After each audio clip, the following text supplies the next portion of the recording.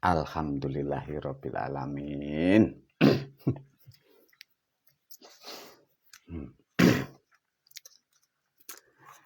Begitu nikmat, begitu indahnya kehidupan di alam dunia. Mengapa banyak manusia terlena, terdogma, berhayal mengharapkan surga setelah kematian?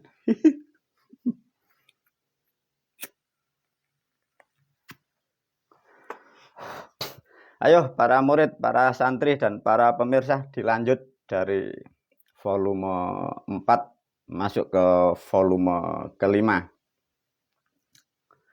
Sama judul dan kaset dan video ini menjadi guru bangsa volume kelima.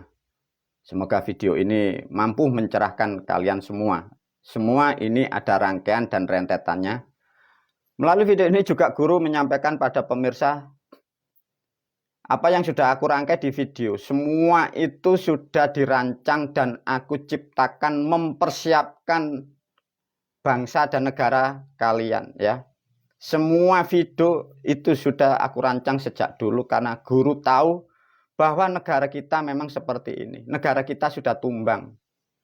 Itu nanti maka guru sudah memberi judul, ya. Ada peradaban baru. Dan melalui video ini sudah aku sampaikan, ya. Sebelum diulas oleh guru, ya. Apa yang sudah aku ajarkan, yang sudah aku rancang dan sudah aku ciptakan dan sudah dijalankan banyak murid, satu contoh di dalam suatu kehidupan berbangsa dan bernegara. Manusia butuh keyakinan atau yang disebut sebagai simbol Tuhan atau ibadah. Sudah aku ciptakan bentuk ibadah yang sangat simpel dan sangat efektif. Dua, tentang ada satu contoh upacara kematian, karena ini hal yang pokok. Sehingga dari kitab dan ajaran dan sistem sudah aku siapkan bagi kalian umat dan bangsa, khususnya di Negara Kesatuan Republik Indonesia, dan lebih khusus murid dan santri, bahwa tata cara kalian bila ke depan mengikuti ajaranku, caranya tidak sama dengan apa yang dibawa dari negara Arab. Dan di situ doanya pun tidak akan pernah sama dari acara-acara yang kemarin. Aku ajarkan cara yang simpel dan praktis, tapi begitu mengena dan nyampe apa yang dimaksud. Ada lagi tentang pernikahan yang ada di Negara Kesatuan Republik Indonesia. Ini pun juga jadi problem. Tatkala agama A dengan agama B, manusia saling mengikat, manusia saling mengasihi, gara-gara ada aturan undang-undang yang melarang agama satu dengan agama yang lain. Dari kitab guru sudah aku bekali di situ. Kalian menikah dengan agama apapun, ajaran guru tidak melarang dan Sang Maha Pencipta pun tidak melarang. Dan leluhur Anda, leluhur kita, para moyang pun tidak akan pernah melarang. Di situ sudah aku bekali tata caranya, doa-doanya, semua sudah valid. Sedikit informasi bagi bangsa dan negara, semua sudah aku siapkan dan semua sudah aku rancang. Semua sudah terbentuk dan sudah menjadi. Tinggal kapan dengan perlahan. Sistem ini akan mempengaruhi dan dijalankan di Negara Kesatuan kita Republik Indonesia, sehingga bangsa umat betul-betul menjadi bangsa yang makmur, bangsa yang rukun dan damai. Para murid, para santri, video yang kelima ini masuk substansi dari menerangkan tatkala negara kita ini sudah tumbang, kita sudah rubuh, ruhnya tidak ada. Masalahnya kemarin sudah diajarkan guru, maka guru pesan lagi, ya. Di video yang lain sudah diterangkan, ini yang murid-murid santri sepuh yang sudah tahu. Saya nasihatkan kembali. Apa-apa yang menyelimuti dari agama Islam, ruh-ruhnya sudah saya kembalikan kepada bumi Pancasila. Risikonya apa-apa yang atas nama agama yang carut-marut akan membawa dampak yang tidak baik. Kemungkinan nanti tempat-tempat yang mendidik seperti itu mudah rapuh dan mudah roboh karena ruhnya sudah tidak ada. Dan orang-orang dan manusia yang mempercayai, yang memuja-muja kalimat itu dari negara yang dari Arab sana, mantra-mantramu sudah tidak ada ruhnya, sehingga kalian akan kena dampak. kemungkinan fisikmu tidak begitu kuat karena ruhnya sudah tidak ada. Tatkala kemarin kalian mempercayai sesuatu itu sebagai sugesti, sebagai perdagangan, daganganmu akan tidak laku lagi. Karena apa? Ruhnya sudah aku kembalikan kepada bumi Pancasila. Melalui video ini guru menasihatkan, bersyukurlah kalian generasi Pancasila yang akan membawa ruh kejayaan, baik harta dan jabatan. Kalian adalah generasinya. Sedikit nasihat, sedikit memberi arahan peradaban kita ke depan seperti itu. Kita masuk tentang pembahasan berbangsa dan bernegara dengan volume kelima ini.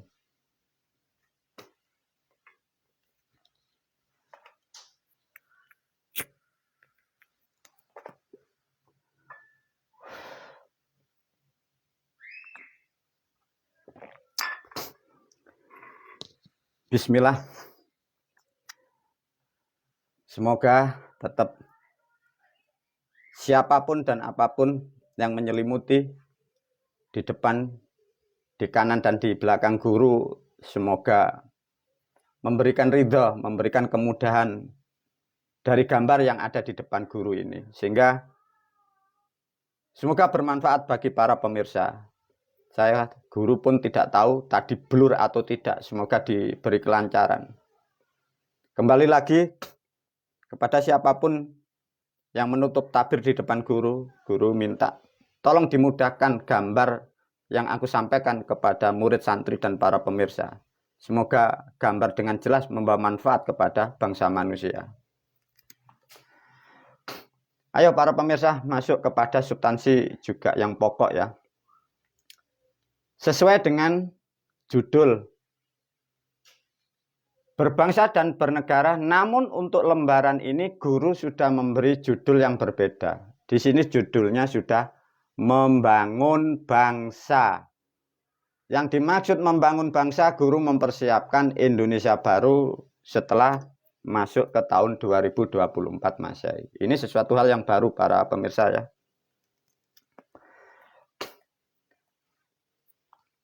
Kita masuk bab 1 ada lingkaran. Ya.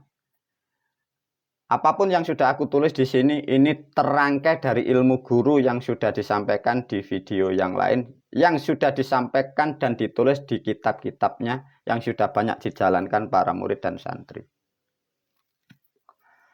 Membangun bangsa, Negara Kesatuan Republik Indonesia. Tahun ke depan tahun 2024 Masehi, banyak manusia berharap mempunyai pemimpin atau presiden. Di situ banyak namanya politik. 1000 cara dipakai demi menuruti ambisinya. Para pemirsa, seluruh negara kesatuan Republik Indonesia.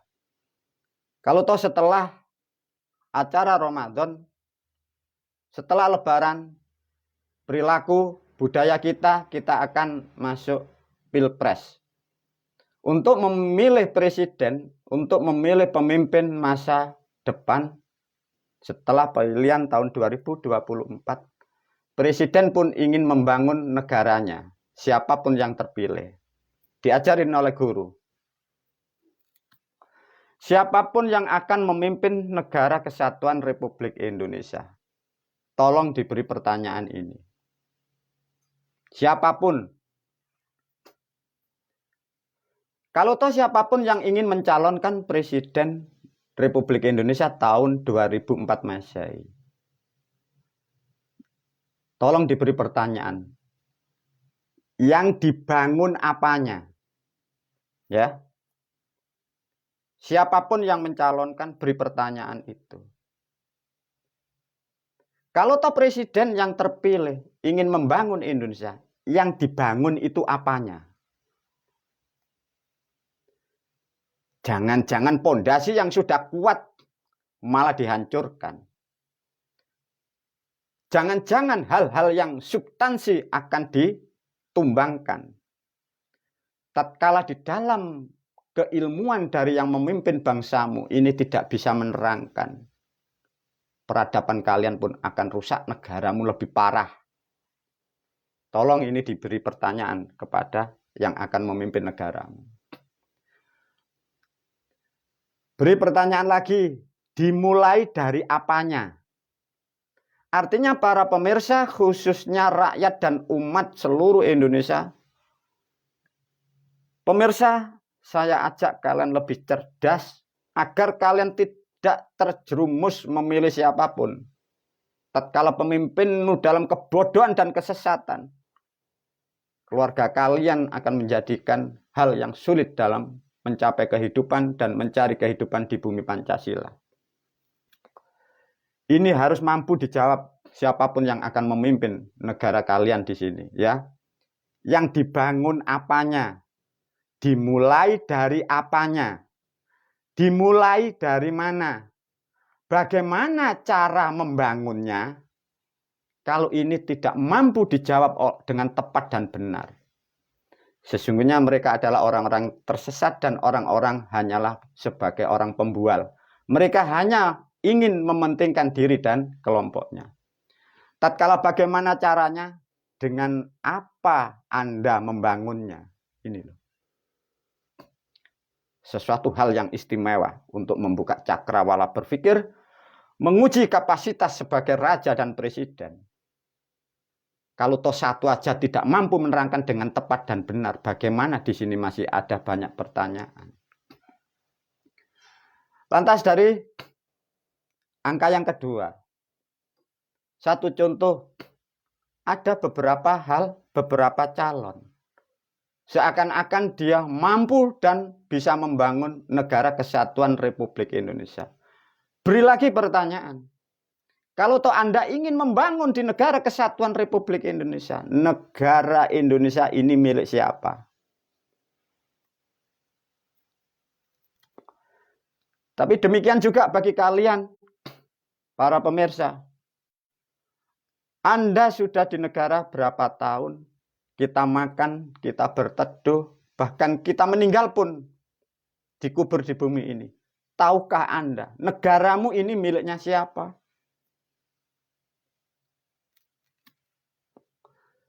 Lantas kalau mau membangun negara kesatuan Republik Indonesia tidak tahu miliknya, bagaimana Anda akan bisa mendapatkan kedamaian membangun di atas bumi Pancasila?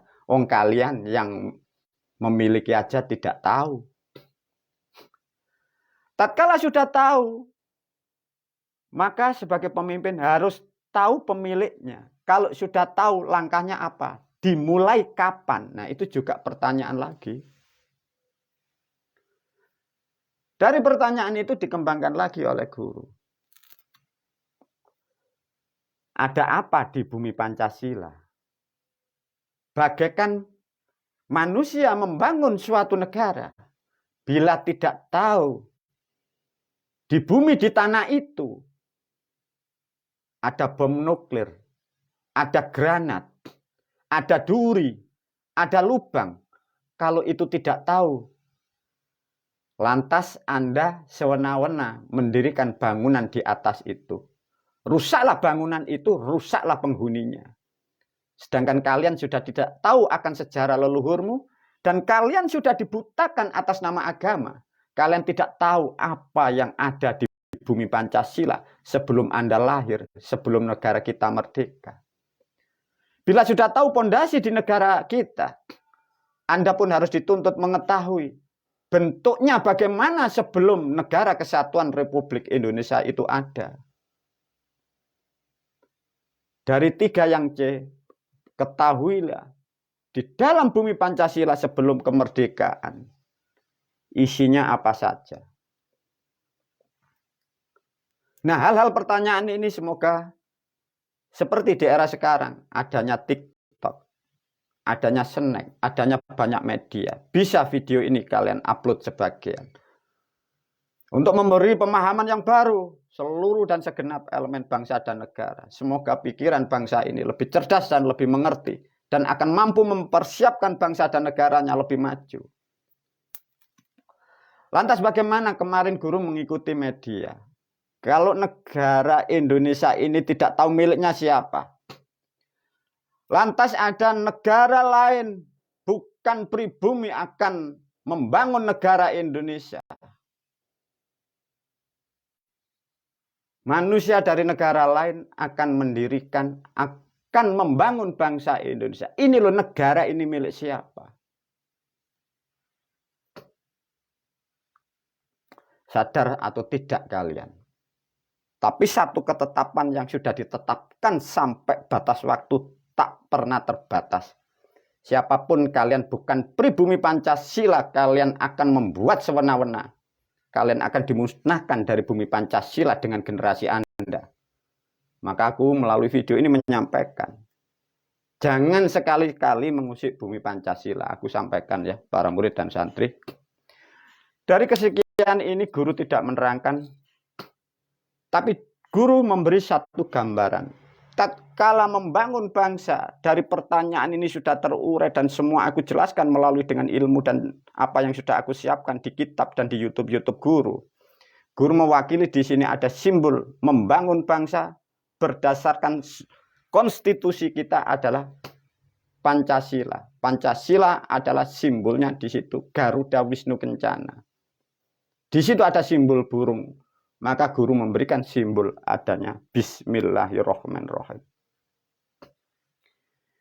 Dari filsafat dari orang-orang terdahulu sudah dicipta dan sudah disiapkan sebenarnya oleh leluhur kita karena sudah terporak-poranda dan diacak, diodak-aduk sehingga kalian tidak akan pernah tahu kehebatan bumi Pancasila. Satu contoh, tidak diulas di video ini. Ini sekilas hanya gambaran dulu.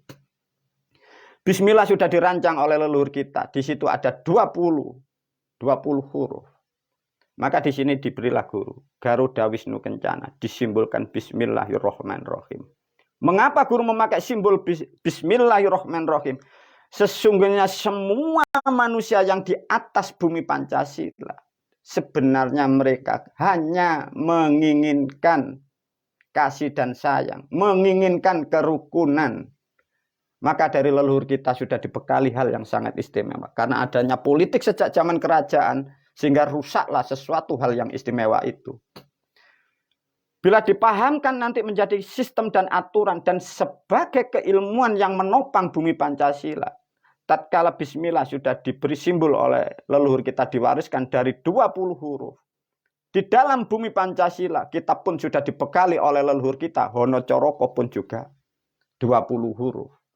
Bila itu bisa menyatu dan disatukan menjadi sistem di dalam suatu negara kita. 20 ditambah 20 akan menjadikan 40. Kalian tidak akan pernah sadar.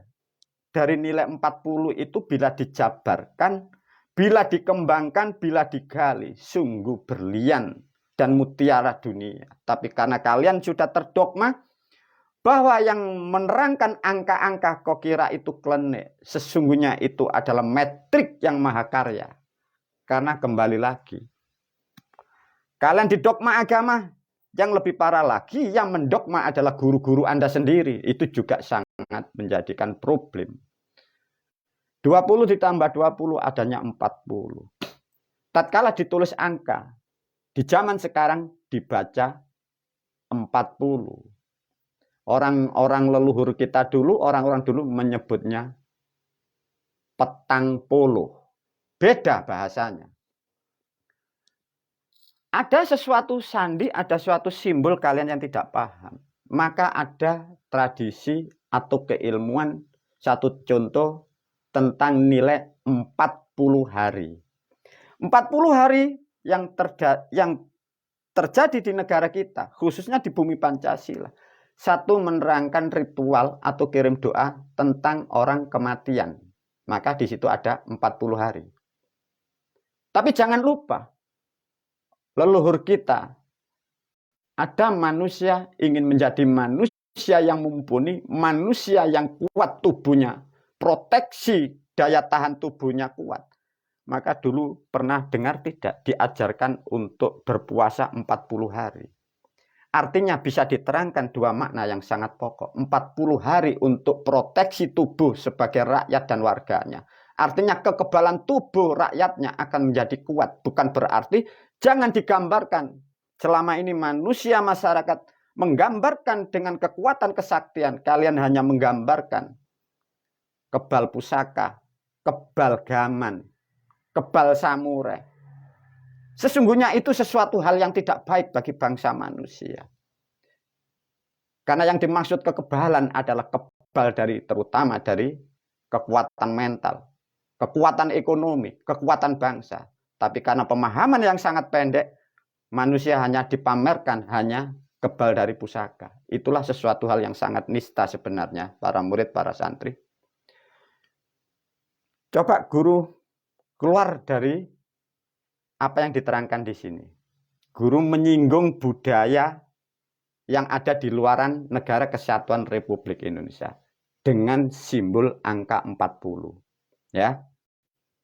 Kita tahu ya, leluhur kita untuk membuat tubuh, artinya tubuh terproteksi dari tekanan alam, ada nilai 40 hari. Dari kematian menerangkan alam bawah sadar itu 40 hari. Di negara lain guru menyinggung assalamualaikum, di situ ada ya Ruhil Kudus, ada yang disebut Isa alaihissalam. Gali dan pelajari ceritanya ya, ceritanya. Isa alaihissalam sebelum mendapatkan sesuatu kelebihan, beliau diterangkan di dalam tulisan, dia tidak makan, tidak minum selama 40 hari. Guru pun tidak tahu apakah betul di dalam kitab-kitab yang diyakini dari umat Nasrani dan Katolik, adakah cerita seperti itu? Tapi guru menyampaikan melalui video ini, tolong, adakah seperti itu? Kalau toh itu ada, apa artinya para murid, para santri? Tatkala manusia mengerti akan nilai 40, itu aja bisa menjadi panutan bagi bangsa negara lain. Tapi mengapa kita yang mempunyai angka dan mengerti filsafatnya, kita yang mempunyai ilmunya, kita yang mempunyai bahan bakunya, kita jadi bangsa pengekor, bangsa pengikut, bangsa yang terbodoh. Kembali lagi, 1400 tahun kalian ditidurkan oleh ajaran-ajaran yang mengatasnamakan yang tidak jelas itu. Para murid, para santri, semoga video ini mencerahkan khususnya kalian dan mempersiapkan peradaban di tahun-tahun ke depan. Wabillahi taufiq wal hidayah, waridho wal inayah. Wassalamualaikum warahmatullahi wabarakatuh.